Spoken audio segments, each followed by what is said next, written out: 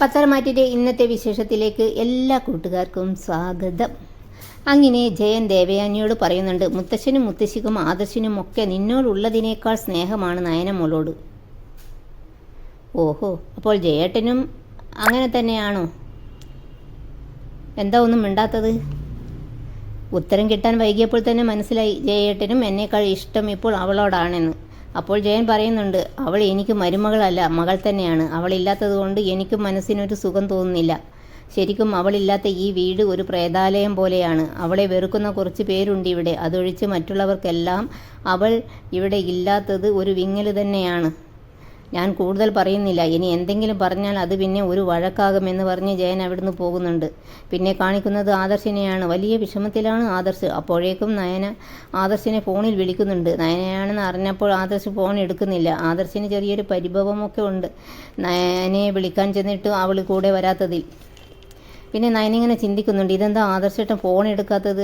ചിലപ്പോൾ ബാത്റൂമിലെങ്ങാനും ആയിരിക്കും. ഒന്നുകൂടി വിളിച്ചു നോക്കാമെന്ന് പറഞ്ഞിട്ട് ഒന്നുകൂടി വിളിക്കുന്നുണ്ട്. പക്ഷേ ആദർശ് ഫോൺ കട്ട് ചെയ്യുകയാണ് ചെയ്തത്. ഫോൺ കട്ട് ചെയ്ത് കളഞ്ഞല്ലോ എന്നും പറഞ്ഞ് നയനക്ക് വല്ലാതെ വിഷമമാകുന്നുണ്ട്. ഏതായാലും ആദർശിന് ഉറക്കമൊന്നും വരുന്നില്ല. അതുകൊണ്ട് തന്നെ ഹാളിൽ വന്ന് ഇരിക്കുന്നുണ്ട്. ഇതൊക്കെ ദേവയാനി കാണുന്നുണ്ട്. എന്നിട്ട് ദേവയാനി ആദർശിൻ്റെ അടുത്ത് വന്ന് ഇരുന്നിട്ട് ചോദിക്കുന്നുണ്ട്, എന്താ നീ ഇനിയും ഉറങ്ങിയില്ലേ? ഇല്ല, അമ്മ എന്താ ഉറങ്ങാത്തത്? നീ ഉറങ്ങിയില്ലേ എന്ന് എനിക്ക് സംശയമുണ്ടായിരുന്നു. അതുകൊണ്ടാണ് ഞാൻ ഇങ്ങോട്ട് വന്നത്. എന്നിട്ട് ആദർശിനോട് പറയുന്നുണ്ട്, അവളില്ലാതെ നിനക്ക് എത്രയായാലും പറ്റില്ല. നിനക്ക് പോയി അവളെ വിളിച്ചാലെന്താ? അപ്പോൾ ആദർശ് പറയുന്നുണ്ട്, ഞാൻ വിളിച്ചതല്ലേ, അവൾ വരാഞ്ഞിട്ടല്ലേ. കുറച്ച് മുൻപ് അവൾ ഫോൺ വിളിച്ചിരുന്നു, ഞാൻ എടുത്തില്ല. അപ്പോൾ ദേവയാനി പറയുന്നുണ്ട്, മോനെ, വാശി കാണിച്ചിട്ട് ഒരു കാര്യവുമില്ല. അവളില്ലാതെ നിനക്ക് പറ്റില്ല. അതുകൊണ്ട് നീ പോയി ഒന്നുകൂടി വിളിക്ക്. ഇനിയും നാണം കേട്ട് ഞാൻ അവിടേക്ക് പോകില്ല. നമുക്കൊരു അന്തസ്സില്ലേ അമ്മേ? അവളുടെ വീട്ടുകാർക്ക് അമ്മയോടാ ദേഷ്യം. ഞാൻ അവളെ സ്നേഹിച്ചിട്ടേ ഉള്ളൂ. അതുപോലെ തന്നെ അവൾക്കിന്ന് പേരും പ്രശസ്തിയും ഒക്കെ ഉണ്ടായിട്ടുണ്ടെങ്കിൽ അതിനുള്ള അവസരം ഉണ്ടാക്കിയതും ഞാനാണ്. അവളുടെ കഴിവിനെ ഞാൻ കുറച്ച് കാണുന്നതല്ല. എങ്കിലും അവളെ 10 പേരറിയുന്ന വിധത്തിൽ ആകാൻ എൻ്റെ സപ്പോർട്ടും ഉണ്ട്. ഇനിയിപ്പോൾ മറ്റേതെങ്കിലും ജ്വല്ലറിക്കാർ കൂടുതൽ ഓഫർ കൊടുത്ത് അവളെ വിളിച്ചോ എന്നറിയില്ല. അപ്പോൾ ദേവയാനി ചോദിക്കുന്നുണ്ട്, അങ്ങനെ വിളിച്ചാൽ അവൾ പോകുമോ? അവളുടെ അച്ഛനും അമ്മയും പറഞ്ഞാൽ അവൾ ചിലപ്പോൾ പോയെന്നിരിക്കും. അപ്പോൾ ദേവയാനി മനസ്സിൽ പറയുന്നുണ്ട്, അവളുടെ അച്ഛനും അമ്മയും പറഞ്ഞാൽ പോലും നിന്നെ വിട്ട് അവൾ എങ്ങോട്ടും പോകില്ല മോനെ. പിന്നെ ആദർശ് ചോദിക്കുന്നുണ്ട്, അല്ല അമ്മക്കെന്താ അവളെ വിളിക്കണമെന്ന് ഇത്ര നിർബന്ധം? അപ്പോൾ ദേവയാനി പറയുന്നുണ്ട്, എനിക്ക് നിർബന്ധമൊന്നുമില്ല. നിന്നെ കരുതിയാണ് ഞാൻ പറഞ്ഞത്. അവൾ മാറി നിന്ന് കഴിഞ്ഞാൽ ഏറ്റവും കൂടുതൽ നഷ്ടമുണ്ടാകുന്നത് നിനക്കല്ലേ. അപ്പോൾ ആദർശ് പറയുന്നുണ്ട്, തൽക്കാലം ആ നഷ്ടമൊക്കെ സഹിക്കാനാണ് എൻ്റെ തീരുമാനം. ഞാൻ ഏതായാലും അവളെ ഇങ്ങോട്ട് വിളിക്കാനൊന്നും പോകുന്നില്ല. അങ്ങനെയാണെങ്കിൽ മുത്തശ്ശനും മുത്തശ്ശിയും വിളിക്കാൻ പോകുമായിരിക്കും. അപ്പോൾ ആദർശ് പറയുന്നുണ്ട്, അവരും വിളിക്കാനൊന്നും പോകുന്നില്ല. കാരണം അമ്മയുടെ സംസാരവും പെരുമാറ്റവും കൊണ്ടാണ് അവളെ സ്വന്തം വീട്ടിൽ നിർത്തിയിരിക്കുന്നത്. അതിനവരെ തെറ്റു പറയാനും പറ്റില്ല. അപ്പോൾ ദേവേനി ചോദിക്കുന്നുണ്ട്, അപ്പോൾ ഞാനായിരിക്കും കുറ്റക്കാരി. അവൾ ഈ വീട്ടിൽ വന്നിട്ട് ഇത്രയും നാളായില്ലേ അമ്മേ? ഇനിയെങ്കിലും എല്ലാത്തിനും ഒരു മാറ്റമുണ്ടാകണ്ടേ? ഇപ്പോഴും പഴയ രീതി തുടർന്നു കഴിഞ്ഞാൽ അവർക്കത് സഹിക്കാൻ കഴിയില്ല. പിന്നെ ദേവയാനി മനസ്സിൽ വിചാരിക്കുന്നുണ്ട്, ഇനി ഞാൻ മുന്നിട്ട് ഇറങ്ങിയേ പറ്റൂ. എങ്കിലേ പ്രശ്നങ്ങളൊക്കെ പരിഹരിക്കാൻ കഴിയൂ. അല്ലെങ്കിൽ എൻ്റെ മോളും അവിടുന്ന് ഇങ്ങനെ വിഷമിക്കും. പിന്നെ കാണിക്കുന്നത് നയനയെയും നന്ദുവിനെയുമാണ്. നന്ദു ഉറങ്ങിയിരിക്കുന്നു. ഉറക്കം വരാതെ വിഷമിച്ച് നിൽക്കുകയാണ് നയന. പെട്ടെന്ന് ഫോൺ റിങ് അടിയുന്നുണ്ട്. എടുത്തു നോക്കിയപ്പോൾ ദേവയാനിയാണ് വിളിക്കുന്നത്. അപ്പോഴേക്കും ശബ്ദം കേട്ട് നന്ദുവും എഴുന്നേറ്റ്, ആരാ ചേച്ചി എന്ന് പറഞ്ഞ് ഫോൺ പിടിച്ചു വാങ്ങുന്നുണ്ട്. അയ്യോ, ഇത് ആദർശേട്ടൻ്റെ അമ്മയാണല്ലോ. ഇപ്പോൾ അങ്ങോട്ട് ചെല്ലണമെന്ന് പറയാൻ വിളിക്കുന്നതായിരിക്കും. എന്തായാലും ശരി, അവരുടെ അഹങ്കാരം ഇനി അംഗീകരിച്ചു കൊടുക്കാൻ കഴിയില്ല. നയന ഫോൺ വാങ്ങാൻ ശ്രമിക്കുന്നുണ്ട്. പക്ഷേ നന്ദു ആണെങ്കിൽ ഫോൺ കൊടുക്കുന്നില്ല. പിന്നെയും ഫോൺ റിങ് അടിയുന്നുണ്ട്. അപ്പോൾ നയന പറയുന്നുണ്ട്, വീണ്ടും വിളിക്കുന്നുണ്ട്. എടുത്തില്ലെങ്കിൽ ആദർശേട്ടൻ്റെ അമ്മയ്ക്ക് ദേഷ്യം വരും മോളെ, ഫോൺ താന്ന് പറയുന്നുണ്ട്. അപ്പോൾ നന്ദു പറയുന്നുണ്ട്, ദേഷ്യമാവട്ടെ, ചേച്ചി ഇനി അങ്ങോട്ടേക്ക് പോകുന്നില്ലല്ലോ. ഇനി അവർ ദേഷ്യപ്പെട്ടാൽ നമുക്കെന്താ? ആ സമയം നയന ചോദിക്കുന്നുണ്ട്, അങ്ങനെ എല്ലാ കാലവും എനിക്ക് അവിടുന്ന് മാറി നിൽക്കാൻ പറ്റുമോ? ചേച്ചി, പറ്റണം. ചേച്ചിക്ക് വിലയില്ലാത്ത സ്ഥലത്തേക്ക് ചേച്ചി പോകേണ്ട ആവശ്യമില്ല എന്നും പറഞ്ഞ് ഒളിക്കണ്ണിട്ട് ചേച്ചിയെ നോക്കുന്നുണ്ട് നന്ദു. ചേച്ചി വെറുതെ വേണ്ടാത്ത കാര്യമൊന്നും ചിന്തിക്കാതെ ഉറങ്ങാൻ നോക്ക്. എനിക്ക് ഉറക്കം വരുന്നില്ല മോളെ. അപ്പോൾ നന്ദു പറയുന്നുണ്ട്, എന്നാൽ പിന്നെ അച്ഛനെയും അമ്മയെയും അനിയത്തിയെയും ഒക്കെ ഉപേക്ഷിച്ച് ചേച്ചി പോകാൻ നോക്ക്. നീ ഒന്ന് ചുമ്മാതിരിക്കുക. എല്ലാവരും ചേർന്ന് എന്നെ ശ്വാസം മുട്ടിക്കുകയാണ്.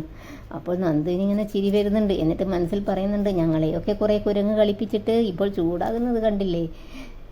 ആ സമയം നയന ചോദിക്കുന്നുണ്ട്, നീ എന്താ ചിന്തിക്കുന്നത്?" അപ്പോൾ നന്ദ് പറയുന്നുണ്ട്, "ചേച്ചിക്ക് ഇപ്പോൾ ഞങ്ങളോടൊന്നും ഒരു സ്നേഹവുമില്ലല്ലോ എന്ന് ആലോചിക്കുകയായിരുന്നു." "എന്ന് ആരാ പറഞ്ഞത്? എനിക്ക് എല്ലാവരോടും സ്നേഹം കുറച്ച് കൂടിപ്പോയി. അതാ പറ്റിയത്. എന്നെ ശത്രുവായി കാണുന്നവരെ പോലും ഞാൻ സ്നേഹിക്കുകയാ." അപ്പോൾ അമ്മയോട് സ്നേഹമാണോ എന്ന് ചോദിക്കുന്നുണ്ട് നന്ദ്. അപ്പോൾ നയന പറയുന്നുണ്ട്, എൻ്റെ ആദർശേട്ടൻ്റെ അമ്മ എന്ന നിലയിൽ എനിക്ക് അവരോട് സ്നേഹമാ." അപ്പോൾ നന്ദ് പറയുന്നുണ്ട്, "എൻ്റെ ചേച്ചി ഒരു പാവമാ. ഈ മനസ്സ് കാണാത്ത അമ്മയുടെ അടുത്തേക്ക് എൻ്റെ ചേച്ചി ഇനി പോകുകയൊന്നും വേണ്ട" എന്ന് പറയുകയാണ് നന്ദ്. എന്നിട്ടിങ്ങനെ ഉള്ളിൽ ചിരിക്കുന്നുണ്ട്. എന്നിട്ട് പിന്നെ നന്ദു കിടക്കുന്നുണ്ട്. നയന എന്ത് ചെയ്യണമെന്നറിയാതെ നിസ്സഹായായി ഇങ്ങനെ നോക്കുന്നുണ്ട്. പിന്നെ കാണിക്കുന്നത് ദേവയാനിയാണ്. ദേവയാനി ഇങ്ങനെ ഓരോന്ന് ഓർത്ത് വിഷമിച്ച് നിൽക്കുകയാണ്, ഉറക്കമൊന്നും വരാതെ.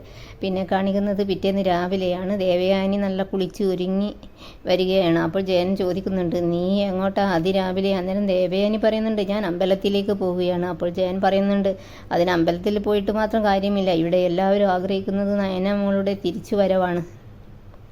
അതിനെന്താ വേണ്ടത്, അത് ചെയ്യുക. നമ്മളാരും ജീവിക്കുന്നത് നമുക്ക് വേണ്ടി മാത്രമല്ല, നമ്മളെ സ്നേഹിക്കുന്നവർക്ക് കൂടി വേണ്ടിയിട്ട്. അവർക്ക് വേണ്ടി കുറേ വിട്ടുവീഴ്ചകൾ നമ്മൾ ചെയ്യണം." അന്നേരം ദേവയാനി പറയുന്നുണ്ട്, "ചേട്ടാ, എനിക്ക് ചേട്ടനോട് തർക്കിക്കാൻ വയ്യ." അപ്പോൾ ജയൻ പറയുന്നുണ്ട്, "ഇത് തർക്കിക്കാൻ വേണ്ടി പറയുന്നതല്ല. നമ്മുടെ അച്ഛനും അമ്മയ്ക്കുമൊക്കെ അസുഖങ്ങളുണ്ട്. പോരാഞ്ഞിട്ട് നമ്മുടെ മോനും ഇടയ്ക്കിടയ്ക്ക് ശ്വാസം മുട്ടലും വരുന്നതാ. ഇവർക്കൊക്കെ നയന മോളുടെ സഹായം ആവശ്യമാണ്. ഇങ്ങനെ പോയാൽ കുറച്ച് കഴിഞ്ഞാൽ നമ്മുടെ മോനെ നമുക്ക് നഷ്ടമാകും.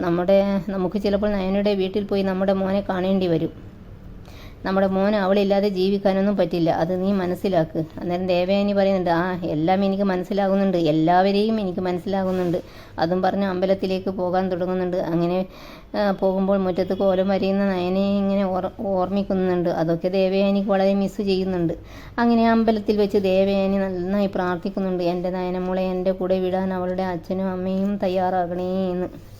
പിന്നെ കാണിക്കുന്നത് കനകയുടെ വീടാണ്. നവ്യ അച്ഛന് ചായ കൊടുക്കുന്നുണ്ട്. എന്നിട്ട് പറയുന്നുണ്ട്, "നയന ഭയങ്കര ടെൻഷനിലാണ് അച്ഛ." അപ്പോഴേക്കും അങ്ങോട്ടേക്ക് ദേവയാനി കാറിൽ വന്നിറങ്ങുന്നുണ്ട്. നവ്യ പറയുന്നുണ്ട്, "ദാ അമ്മായി വന്നിട്ടുണ്ട്, അമ്മായി വരുന്നുണ്ട്" എന്ന് പറയുന്നുണ്ട്. വന്നതും ദേവയാനി ചോദിക്കുന്നുണ്ട്, "നയന എവിടെ?" അന്നേരം നവ്യ പറയുന്നുണ്ട്, "അവൾ കുളിക്കുകയാണ്." അപ്പോൾ ദേവയാനി പറയുന്നുണ്ട്, "നിങ്ങളുടെ മകളെ കൊണ്ടുപോകാനാണ് ഞാൻ വന്നത്." അപ്പോൾ കനക ചോദിക്കുന്നുണ്ട്, "അതെങ്ങനെ ശരിയാകും ദേവയാനി?" അന്നേരം ദേവയാനി പറയുന്നുണ്ട്, "ആദർശിൻ്റെ ഭാര്യയാണ് നയന ഇപ്പോൾ.